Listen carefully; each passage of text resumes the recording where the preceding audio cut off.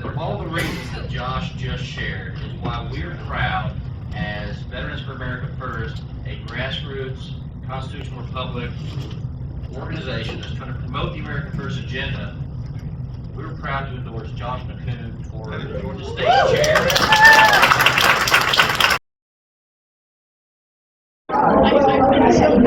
What's up, Facebook? No, that's not going to be enough.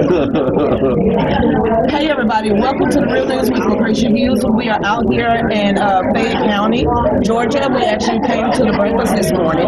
We had some very great, important speakers. And the reason why I am here today is because our chairman of the Georgia Republican Party, which is Josh, who's sitting right here, was just endorsed by the Veterans for America First. So everybody, for the ones that are watching right now online, I just want to introduce you to my chairman of the Georgia GOP, Josh McKoon. Thank you so much for having me today. Thank you, Josh. Now, I tried to get you to run back for Senate because I just felt like you had a bigger impact, or maybe governor, I think you would make a bigger impact. But as the chairman of the Georgia GOP this last cycle, how are you bringing it back up from the other chairmen? What set you aside from the rest of them, from Watson all the way to Paget? What do you want to see in your tenure to keep doing as you win the next election cycle? Well, when I got elected in 2023, we were really in a challenging moment for the party. Chairman Schaefer did a great job for 4 years, but we had, D.A. Willis in Fulton County coming after our Republicans. We didn't know who our presidential candidate was going to be. And so we had some work to do.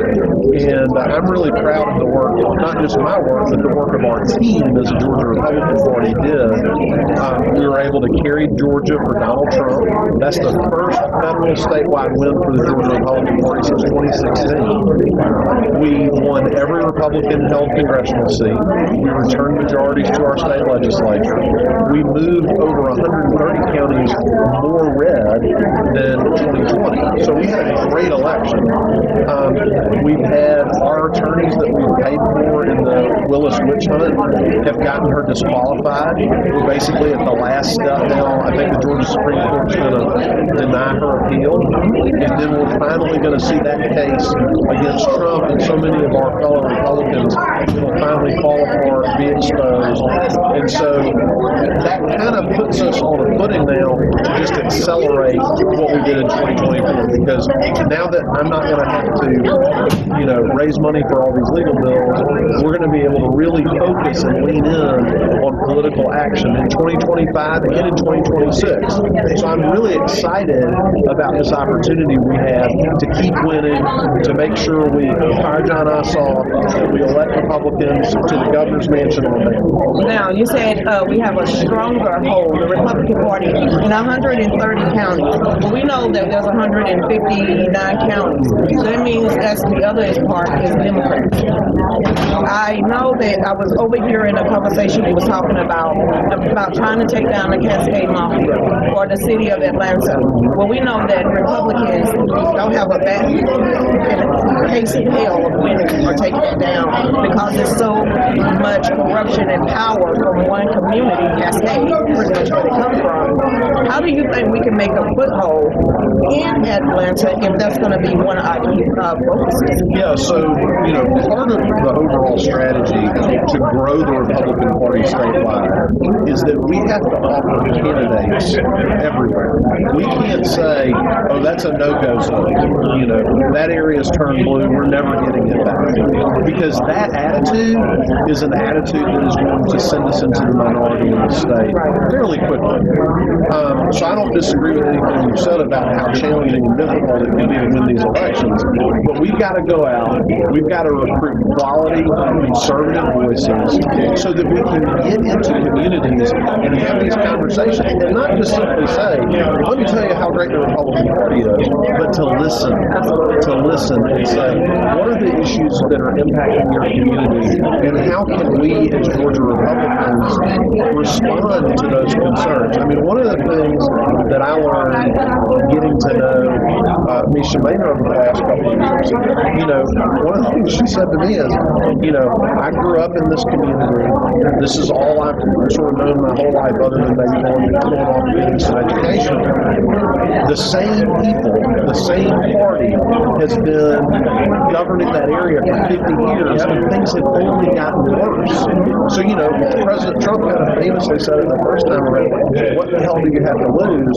We've got to, though, build on that and say, here are real candidates that are in your community that want to help you solve these problems that these folks that y'all have had in office for 50 years haven't done a thing about. Absolutely. We can look at Newton County, District 4. We can go down to Macon County, Savannah County. We can take it around Metro Atlanta.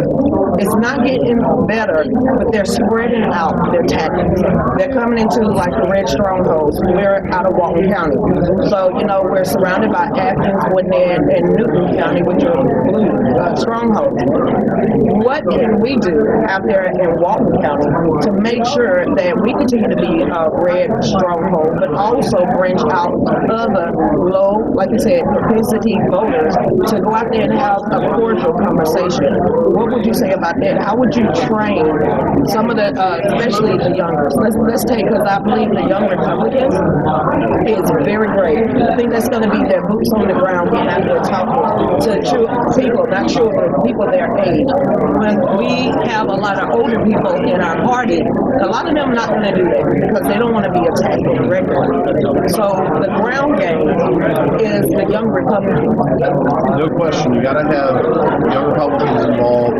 We also need more of a year-round staffing footprint. So, you know, when we just finished the election in 2024, we had dozens, maybe over 100 people that were directly working for the Georgia Republican Party, helping us turn out the vote and connecting with these grassroots activists and making sure we're maximizing that volunteer activity.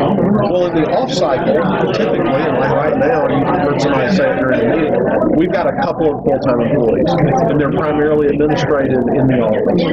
We've got to, when we leave that convention in Dalton, one of my chief jobs is going to be to raise funds so we can go ahead and hire some additional full-time staff to deploy in the off year. You know, that's what Turning Point Action's doing right now. They have full-time employees working in Georgia right now in 2025. The Georgia Republican Party needs to do that as well, because to your point, you're not going to have everybody in this room on a hot July afternoon in Georgia. They're not going out there knocking doors and doing a lot of this grassroots activity we've got to do. So absolutely we've got to leverage our young Republicans, but we also need to have some additional staff. Yes, you have people like Cooper Whitmire, you got Anne Marie, you got Daquan Stembridge, a lot of these people that are stepping out there, and that's going to bring the blood, our blood, because if you don't have kids, or you don't have youth, you don't have a party, you don't have a church. How will you use them, the young Republicans, to actually help build and mold the Republican Party towards that future? So one of the things I intend to do, obviously we have our elected state executive committee, but one of the things I really wanted to do and planning to do in the next term is to have an advisory board, a chairman's circle, if you will.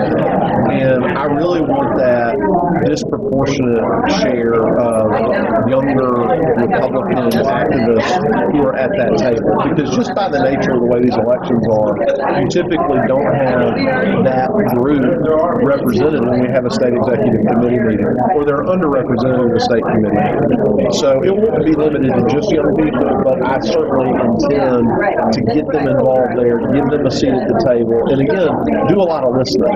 Now, when I'm talking about young, I'm talking about us too now. We Generation X, so we're not their We're age. still young. We're still young. So we You and I are in agreement on that. I mean, we got to pick up the pieces in order to leave that lasting legacy, and I think that's what you're going to leave inside of the state of Georgia.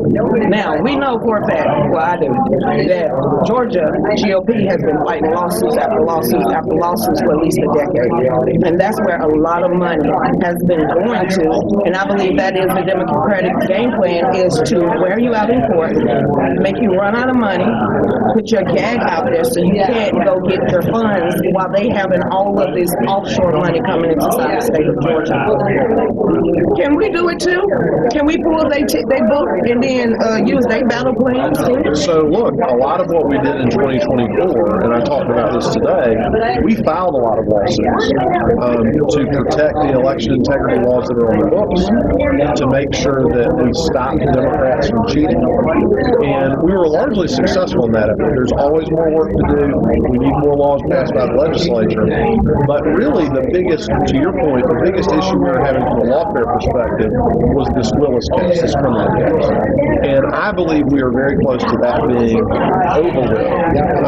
One of the things we've had a lot of success with, though, is finding new people that want to invest in the Georgia Republican Party. You know, we had a very successful fundraiser last week in Atlanta. We raised over $300,000. One of the biggest groups that participated in that fundraiser was the Georgia Hindu American Coalition. And that is a connection that was made by a conversation at the May 2024 State Convention. And we have grown that relationship now to a point where they feel very confident to invest in what we're doing. So whoever the chairman is, and I want to be that person for another 2 years, you've got to be constantly going out and building those relationships and reaching out and saying, we need that investment so we don't get in the situation you're talking about where we don't have the funds to fight the election. I'm supposed to say neutral. Take that out. Get out of my mouth. No, look, I think we've got a great record to run on. Because you know some of them watching right now. Yeah, I think we've got a great record to run on. Generally, when I start a conversation about this race, I say, what did you want out of the Georgia Republican Party in 2022? Our family, country, and our money back. And most people will say, in addition to that, they'll say, I wanted us to put Donald Trump in the White House. And it's sort of a, you remember when you were in school, sometimes you have a pass-fail test. It's a pass-fail exam, right? We got Donald Trump elected. We sent every Republican member back to Congress, providing the majority to get Speaker Johnson in. We returned Republicans to the State House and the State Senate. We took over 130 of the 159 counties and moved them further to the right. I feel like that is a record to be very proud of. And I think that is a record that, has given me the opportunity to ask for a renewal of my contract, if you will, as a state party chairman. So no, I feel like we've got a lot to be proud of as Georgia Republicans. I think we had a wonderful 2024. I think I'm the right person to lead us into 2026. And I think we can do these important things that need to happen. But again, we're not Alabama, we're not Oklahoma. This is a competitive state. That's why this race matters. You mentioned earlier about running for high public office, and that's very kind of you to say. But one of the reasons that I feel like this is such an important role is I think it's the difference between winning and losing. And I think we made that difference in 2024 with putting Donald Trump over the top. I think we can do it again in 2026 by firing Ossoff and keeping the governor's bench. We have 2 years to teach our conservative groups, our Republican Party, how to vet people, how to find verified, qualified candidates, not somebody that's got a stick up their butt, but actually what the Republican principles are, what the Georgia platform, GOP platform is, what it takes to vet somebody, and what we're looking for as a Republican, and who we want to look as leaders. Have you thought about taking out of the 130 counties a teacher to teach groups exactly the core values of a Republican and a Republican brand, so we don't get it confused with Democrats? So a couple things about that. In terms of our volunteer leadership, we have a lot of new county chairs. So one of the things we're going to be rolling out is a mentorship program where we pair a new county chairman with someone that has a lot of experience that can help them make sure that they keep this positive momentum going that we established in 2024. But the other thing that we're getting ready to put together is a task force on candidate recruitment. The Democratic Party has a vice chair. His whole job is recruiting candidates. And what I'm talking about, going back to our earlier conversation, there are a lot of offices that we had no one qualified for in 2020. State legislature, that was left empty. That we did not have a Republican run. And so what I want to do is stand up a task force of a lot of these people you're talking about and say, look, I need your help. I can't do this by myself. I need y'all to look at these seats. We've got a list of them. Help us go find not just somebody to put a name on the ballot. Let's find high quality people that you and I are proud of to represent the Republican Party, because that's how we grow. Oh, my chairman already does that. That's James Cooper. He knows what he's doing. He knows what he's doing. Well, he was trained by King Young. So that's who taught me, and James Cooper taught me a lot. And when you're really thirsty and hungry for the knowledge, you sit there and you take the bite and you keep biting until, how do you take down an elephant one bite at a time? Well, and Chairman Cooper really did a great job of identifying opportunities in the 2028 cycle that aren't these top ticket offices that get a lot of discussion. Be such a great strategic thinker, and really did a great job of picking those opportunities, finding quality candidates, and taking advantage of those opportunities, getting our people elected. So he's a great member of our executive team, and I've really enjoyed serving with him. And he's not scared to go in neighborhoods that most people won't go into. So that's why I love James, because he taught me even when I was green behind the ears. So just being a part of the Republican Party, I have learned more than I have learned in a long time. So when we know that the convention is going to be in Dalton, why didn't y'all pick Dalton, Georgia? Great question. So the Georgia Republican Party, one of the things I talked about when I ran is that we're not the Atlanta Republican Party, we're the Georgia Republican Party. We're a statewide organization. You see my face? And yes. You stepped on toes. And so we put together a committee, first time ever, had representation from every congressional district, and we said to that committee, we want y'all to go find where we're going to have the state convention. We don't want anybody saying it's me picking it or one or two people picking it. And they came back to us with a couple of options. The state committee chose Dalton. I think it's the first time the convention is going to be in Dalton, and I think that's a great thing. We need to be truly statewide. We need to get out of Atlanta when we have these meetings. And I'm very excited about it. I think people are really going to enjoy their experience.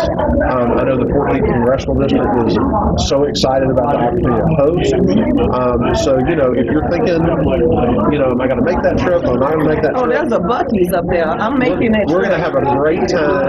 It's going to be a lot of fun. We're going to have some good speakers. We're not quite ready to roll those out yet. We're going to have a great experience. And we're going to elect a great team that's going to lead us to victory in 2026. All right, then. Now, this is the last question. You want to come to the rally next week? When and where? At our house, the Faith of Fear. This is our 14th rally. We, my husband Dave, myself and Dave, we try to have at least 2 to 3 of the rallies a year at the house, because waiting for somebody else to get up and do something, then you're gonna be waiting for a very long time. You're waiting a long time. And asking people to help you pay for it, then you might as well forget about it if you're not doing it for the right reasons. So next week is the Faith of Fear, celebrating veterans and first responders, because they get no love. Yes. And so we're having 3 bands come in and perform. Basically, they are heavy metal patriotic bands. No, they're not. What are they? He's more country. Oh, they're country. More country than. I'm gonna have some rap. But patriotic bands. But patriotic. It's all patriotic I'm music. all patriotic, and it's fun, food, and family. The money that we raise that day is going to go back to Walton County, because Walton County is a very strong red district, and I want to make sure that our new sheriff Brooks is actually going to become the state, that he gets the recognition to keeping our county safe and secure. So I am offering you next weekend. You get a free plate. We're going to have ribs and baked beans. I'm cooking all of it. Okay, I'm coming. It starts at 12. You don't have to stay there all day, you know. Miss Vivian Childs, Mama Vivian is coming up. She's going to be opening up the whole entire thing. We have, like I said, instead of having all these speakers come in from out of state, all around the country, coming. I want my chairman. I told Dave, I said, I'm going to see if he can come. Okay. So that's We'll pretty be much. there. You We'll be will? there. Yes. We'll see you there. Oh, did you get a shirt? I didn't know you got a flyer right. Well, I'm gonna give get him a shirt, but there's a flyer Do you know right what behind you it. gotta deal with so much? I'm gonna need you to have faith over fear. And do you know what you have to walk through? Fire. So keep praying. Yes, ma'am. And you know what? When somebody wants to open up a conversation, just say, we the people told you so. And then they're going to ask you, what did you tell us? And you're going to say about the economy, about our state of affairs, about everything. And that's just a great opener of who the man you truly are. It's not politics on a regular basis because you wear your faith in your heart and your sleeve. So you might as well wear it on your shirt now. Yes, ma'am. So, Josh, I just want to say thank you. Thank you. And he's the new endorsement for the Veterans for America First. Thank you. Thank you so much. I appreciate it. He was like, you gonna win this? I said, sure.